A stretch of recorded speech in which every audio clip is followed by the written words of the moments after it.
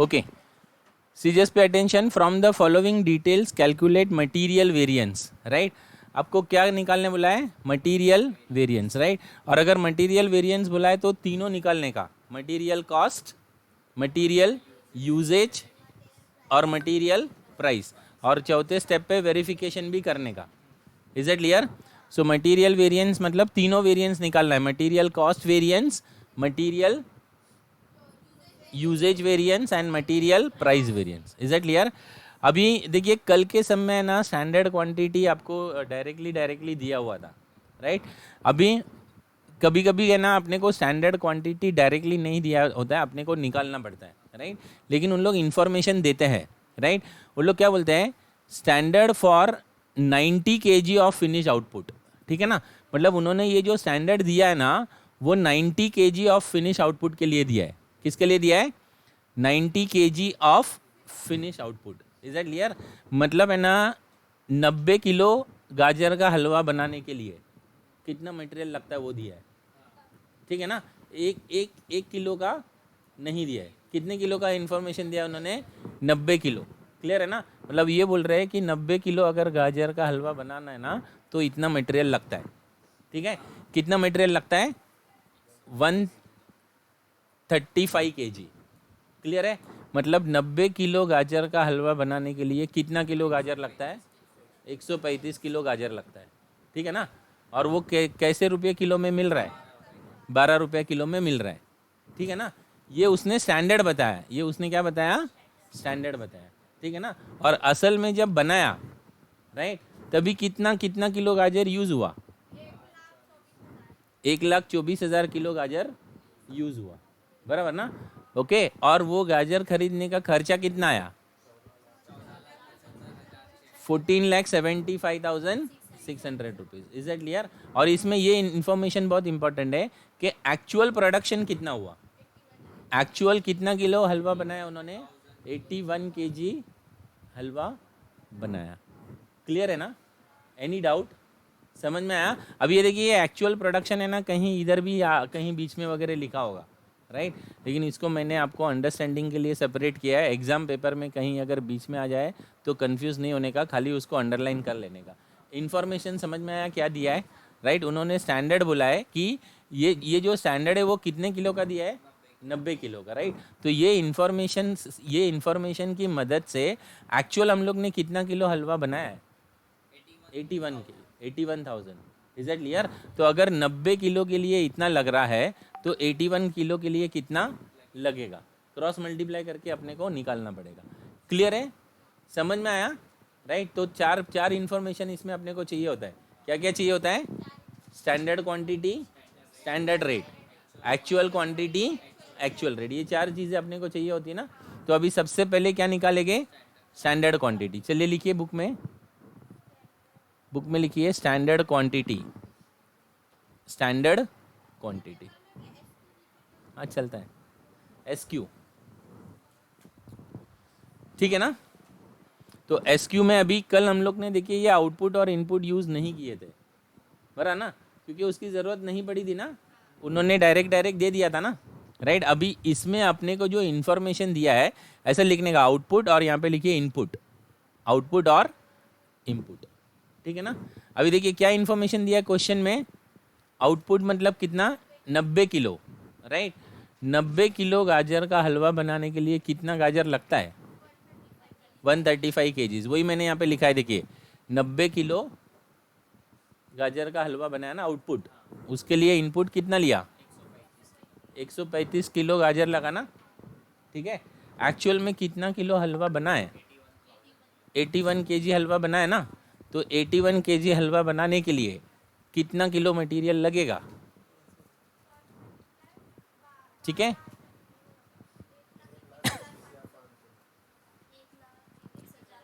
1,21,500 kg गाजर लगेगा। कितना किलो हलवा बनाने के लिए? 81,000 kg। क्लियर है ना? एक्चुअल प्रोडक्शन या एक्चुअल आउटपुट कहीं भी क्वेश्चन में दिया रहेगा उसको अंडरलाइन कर लेने का, ठीक है ना। Any doubt? SQ मिल गया? चलिए अभी SR चाहिए ना। अभी SR तो उसने डायरेक्टली दिया है, राइट। कैसे किलो मिलता है गाजर? 12 रुपीज़ किलो मिलता है ना, तो लिख देगा ना स्टैंडर्ड रेट तो मिल गया 12 रुपया किलो, राइट? Any doubt? चलिए आगे बढ़ेंगे अभी। Okay, material used, material use का मतलब है एक्चुअल में कितना किलो गाजर लगा, कितना किलो लगा बोलिए? 1,24,000, राइट? तो ये मेरा एक्चुअल क्वांटिटी हो गया ना, 1,24,000 kgs, 1,24,000 kgs। अब बोलिए एक्चुअल 12 में ही मिलेगा? हाँ अभी सुनिए 1 मिनट, उन्होंने ना अपने को टोटल कितना खर्चा हुआ वो दिया है, बराबर ना? टोटल कितना खर्चा हुआ? 600, बराबर ना? और कितना किलो मैंने मटेरियल लगाया? अरे कितना किलो गाजर यूज किया? तो 1 किलो का हिसाब मिल जाएगा ना। अगर मैं इसको इससे डिवाइड करूंगा तो 1 किलो का हिसाब मिलेगा कि नहीं मिलेगा? क्योंकि मेरे को यहाँ पे 1 किलो में दिया ना 12 रुपया, उसने पर किलो दिया है ना, क्लियर है? तो मेरे को एक्चुअल रेट भी किस में निकालना पड़ेगा? पर किलो में। तो पर किलो में कैसा मिलेगा बोलिए? मैंने कितने रुपए का गाजर लिया है? नहीं नहीं, कितने रुपए का गाजर लिया है? नहीं, 12 रुपया स्टैंडर्ड बता रहा है कि भाई 12 रुपये में मिल सकता है, मैंने लिया नहीं है, ये स्टैंडर्ड रेट है। मैंने टोटल 14,75,600 रुपीज़ का गाजर लिया है, कितने रुपए का? बराबर ना? और इतने रुपए में मुझे कितना किलो गाजर मिला है?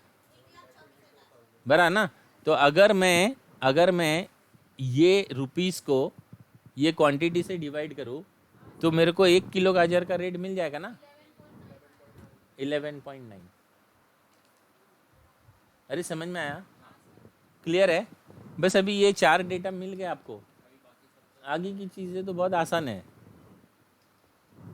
मिल गया ना चारों डेटा? किसी का कोई डाउट है तो बोलिए, राइट? सिर्फ इसमें नया क्या था देखिए, ये अपने को नया है आउटपुट और इनपुट कंसीडर करने का, राइट? कितने आउटपुट के लिए कितना इनपुट लगा, तो अपना एक्चुअल कितना है, तो एक्चुअल आउटपुट के लिए कितना इनपुट लगेगा, राइट? ये एक नया था। और इसमें एक्चुअल रेट भी जो है ना, उसने अपने को पर यूनिट में नहीं दिया है, टोटल में दिया है। किस में दिया है? टोटल में। तो उसको पर यूनिट में कैलकुलेट अपने को करना पड़ेगा। Is that clear? हाँ लिख दीजिए ना, ₹11.90 पर kg लिख दीजिए। चलिए ₹11.90 पर kg। Any doubt? चलिए अभी स्टार्ट करेंगे अपना। सबसे पहले क्या निकालना है बोलिए? Material cost variance, material cost variance. Okay, उसको शॉर्टकट में क्या बोलते हैं? MCV, right? उसका फॉर्मूला बोलिए, standard cost minus actual cost. लिखिए पहले ये वाला, मटेरियल कॉस्ट वेरिएंस। सबसे पहले क्या निकालेंगे? मटेरियल कॉस्ट वेरिएंस, ठीक है? शॉर्ट में उसको क्या बोलते हैं? MCV, बराबर ना? तो MCV का फॉर्मूला बोलिए, स्टैंडर्ड कॉस्ट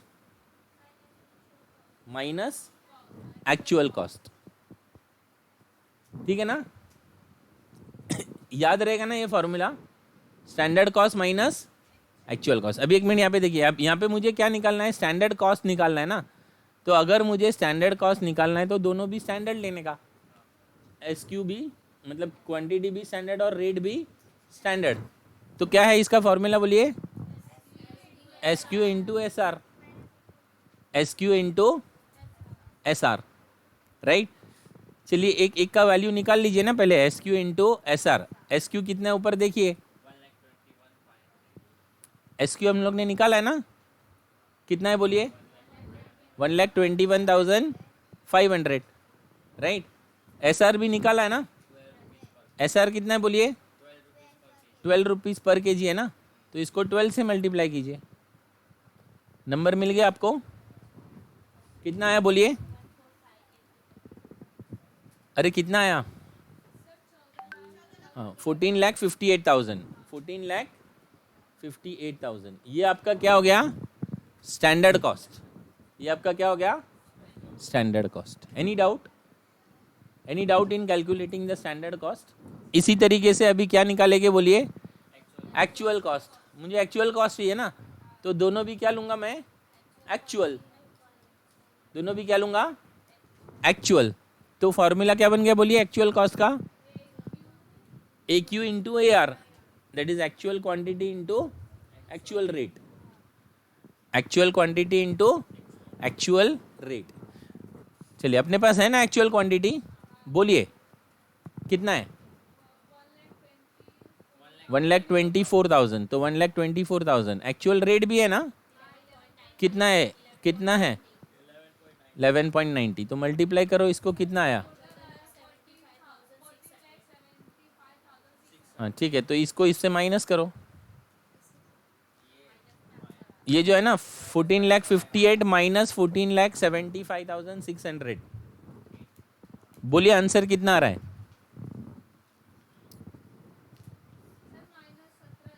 हाँ तो माइनस मतलब एडवर्स है ना, उधर माइनस लिखने का नहीं, वो माइनस की जगह पे क्या लिखने का, ब्रैकेट में ए लिखने का, क्लियर है ना, एमसीवी मिल गया,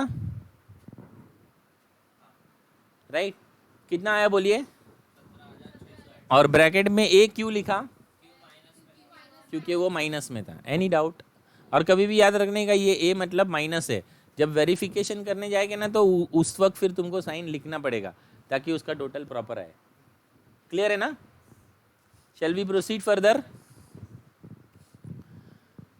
चलिए अभी ये मटेरियल कॉस्ट वेरिएंस मतलब अपने को टोटल कॉस्ट वेरिएंस मिला, राइट। इसके लिए कितने लोग जिम्मेदार है बोलिए, 2 लोग जिम्मेदार है ना। सबसे पहले किसको बुलाएंगे, प्रोडक्शन मैनेजर को, बरा ना। तो प्रोडक्शन मैनेजर को बुलाएंगे ना, तो प्रोडक्शन मैनेजर को जो बुलाते वो यूजेज के लिए रिस्पॉन्सिबल है ना, यानी क्वांटिटी के लिए, राइट। तो पहले वो वेरिएंस का नाम लिखिए, क्या नाम है उसका, मटीरियल यूजेज वेरिएंस। क्या नाम है, material usage variance, material usage variance, ठीक है, लिखा ना। तो M U V is equal to, right, M U V is equal to, okay. Production manager किसके लिए जिम्मेदार है बोलिए, क्वांटिटी के लिए ना। तो ब्रैकेट में क्या लेंगे हम लोग, क्वांटिटी, ब्रैकेट में क्या लेंगे, क्वांटिटी। और हमेशा स्टैंडर्ड पहले आता है क्योंकि स्टैंडर्ड हम लोग पहले डिसाइड करते हैं ना। तो इसका फॉर्मूला क्या बनेगा देखिए, एक एक स्टेप पे जाते हैं, standard quantity minus actual quantity. Clear है, ये वाला स्टेप क्लियर है, standard quantity minus actual quantity. Quantity क्यों लिया बोलिए, क्योंकि प्रोडक्शन मैनेजर किसके लिए जिम्मेदार है, क्वांटिटी के लिए। Any doubt, okay. अभी ब्रैकेट में मैंने ले लिया ना मेरे को, लेकिन टोटल वैल्यू चाहिए ना। तो वैल्यू के लिए मुझे यहाँ पे रेट से मल्टीप्लाई करना पड़ेगा। किससे मल्टीप्लाई करना पड़ेगा, रेट से। तो मैं यहाँ पे मल्टीप्लाई करके रेट लिखता हूँ, क्या लिखता हूँ, खाली आर लिख रहा हूँ मैं। Is that clear, okay. अभी आप मुझे बताइए कौन सा रेट लेने का, एक्चुअल लेने का कि स्टैंडर्ड लेने का। क्लियर है ना, रेट हमेशा कौन सा रहना चाहिए, स्टैंडर्ड। Is that clear. क्यों मालूम है, एक्चुअल रेट फ्लक्चुएट होते रहता है ना, इसके लिए हम लोग एक्चुअल रेट नहीं लेते, राइट। और इसको हम लोग ने मेमोरी ट्रिक से याद रखा है ना। आर अगर आया तो एस आर के, तो आर आया ना तो एस आर के मतलब एस से बनेगा ना ये, ठीक है। अपने को के की ज़रूरत नहीं है। Is that clear. रेट कौन सा लिया मैंने, स्टैंडर्ड। एनी डाउट, क्लियर है। चलिए अभी ये इसमें रखिए, डेटा रखिए। स्टैंडर्ड क्वांटिटी है ना आपके पास, कितना है बोलिए, 1,21,500, 1,21,500। एक्चुअल क्वांटिटी कितना है बोलिए, माइनस कीजिए 1,24,000, हाँ ठीक है। मल्टीप्लाई बाय आपके पास स्टैंडर्ड रेट भी है ना, बोलिए 12 है, 12 बोलिए, हाँ -30 ना, तो 30,000 और ब्रैकेट में क्या लिखा, ए, ब्रैकेट में क्या लिखा, ए। Is it clear. मतलब प्रोडक्शन मैनेजर कितने के लिए जिम्मेदार है, 30,000 के लिए। क्लियर है, हो गया ना ये, राइट। इसमें मैंने बताया था ना ये शोले पिक्चर याद करने का, ये इसको हम लोग पूछेंगे ना, अरे वो सांबा कितना क्वांटिटी बताए थे, तो उसने कितना क्वांटिटी बताया था, 1,21,500 और एक्चुअल में लगा ज़्यादा लगा है ना। चलिए shall we proceed further. Okay, दूसरा कौन जिम्मेदार है बोलिए? Material price variance, right. Material price variance कौन जिम्मेदार है? Purchase manager, right. मतलब तेरा क्या होगा? कालिया, ठीक है ना। तो कालिया किसके लिए जिम्मेदार है? रेट के लिए। किसके लिए जिम्मेदार है? रेट के लिए, राइट। एक मिनट मैं ये हटा देता हूँ। चलिए ब्रैकेट में क्या आएगा बोलिए? Standard rate minus actual rate, बरा ना। क्यों ब्रैकेट में रेट क्यों लिख रहे बोलिए? क्योंकि परचेस मैनेजर किसके लिए जिम्मेदार रहता है? रेट है। प्राइस का मतलब रेट हो गया ना। तो ब्रैकेट में क्या आएगा बोलिए? Standard rate minus actual rate. Standard rate minus actual rate, right. अभी एक सुनिए, अभी ब्रैकेट में रेट आया, ब्रैकेट में क्या आया? रेट आया, राइट। मतलब कंफर्म है कि यहाँ पे क्यू आएगा। यहाँ पे क्या आएगा? क्यू। पहले क्यू लिख देने का, राइट, ताकि कंफ्यूजन नहीं हो। और क्यू मतलब वो क्या बोल रहा है? आखिर क्यू। ये सब मेमोरी ट्रिक है, राइट। और आखिर क्यू मैंने बताया था ना, बबलू का एग्जाम्पल लिया था, आपको याद है ना। वो बंदे को 3 लाने बोला था, लेकिन वो 2 ही एप्पल लेके आया। तो उसके ऊपर 2 एप्पल का बिल फाड़ेगा कि 3 एप्पल का? जितना उसने खरीदा उतने का ही फाड़ेगा ना, एक्चुअल क्वांटिटी ना, ठीक है ना। Any doubt? Any doubt students? Clear है? फॉर्मूला क्लियर है? इसमें डेटा लिखिए अभी जल्दी से।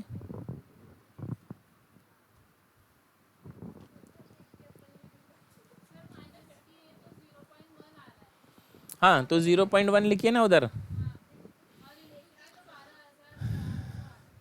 हाँ, पहले डेटा रखिए। चलिए, स्टैंडर्ड रेट है ना आपके पास 12 रुपया,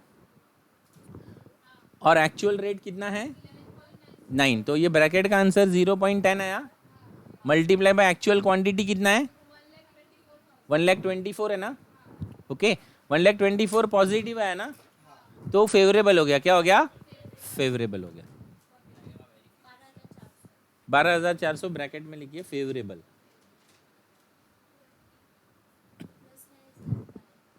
हाँ, ठीक है। Any doubt? समझ में आया? अभी नेक्स्ट स्टेप क्या है बोलिए? वेरिफिकेशन। वेरिफिकेशन का फॉर्मूला क्या है? Material cost variance is equal to material usage variance plus material price variance. अभी इसको मैं ना थोड़ा सा और आपके लिए सिंपल कर देता हूँ, राइट। क्या करने का? मटेरियल कॉस्ट वेरिएंस हमने ऑलरेडी निकाला है ना। क्या निकाला है बोलिए? 17,600 एडवर्स है ना। तो लिख दो इधर 17,600 एडवर्स, 17,600 एडवर्स। अभी मटेरियल यूजेज वेरिएंस है ना, कितना है बोलिए? अभी देखिए ये 30,000 एडवर्स है। 30,000 क्या है? एडवर्स। तो एक काम कीजिए, जब यहाँ पे यूजेज और ये लिखते हैं ना, तो ये एफ और पी हम लोग फिलहाल कैलकुलेशन के वक्त नहीं लिखते हैं, राइट। जब फाइनल आंसर आएगा ना तब लिखेंगे। क्लियर है? अभी ये 30,000 एडवर्स है ना, 30,000 एडवर्स है मतलब माइनस है। क्या है? माइनस है। तो मैं यहाँ पे वो ए हटा देता हूँ और क्या लिखता हूँ? -30,000। क्या लिखता हूँ? -30,000। Any doubt? ओके। प्लस, ये प्लस का साइन है ना इसमें, प्लस एमपीवी कितना है? फेवरेबल है ना, 12,400 फेवरेबल है ना। तो यहाँ पे मैं लिखूंगा प्लस 12,400, प्लस 12,400। एक मिनट, हाँ, ये शायद मैंने यहाँ पे इज इक्वल टू डाला है ना, ये आपको ये स्टेप दिखाना पड़ेगा। -30,000 प्लस 12,400, ठीक है। इधर है ना, आप वो हटा दीजिए ए और एफ, राइट। फाइनल आंसर आएगा ना तब हम लोग लिखेंगे, राइट, क्योंकि वहाँ पे ए और एफ लिखने पे लोग कंफ्यूज हो जा रहे हैं। You are getting my point? Okay. उधर वो एडवर्स है ना, एडवर्स का मतलब माइनस है, इसके लिए मैंने -30,000 लिखा। और ये 12,400 फेवरेबल है ना, इसके लिए मैंने प्लस 12,400 लिखा, राइट। आंसर कितना आ रहा है आपका बोलिए? 17,600 प्लस माइनस। अभी फाइनल आंसर माइनस में आया ना, तो फाइनल आंसर में हम लोग लिख देंगे कितना आया बोलिए? माइनस से मतलब एडवर्स, माइनस से मतलब एडवर्स ना, ठीक है। और इस तरफ भी क्या है बोलिए? उतना ही है ना। अरे ये दोनों मैच होना चाहिए तो ही अपना कैलकुलेशन प्रॉपर है। Any doubt students? Understood everyone? चलिए आगे बढ़ेंगे।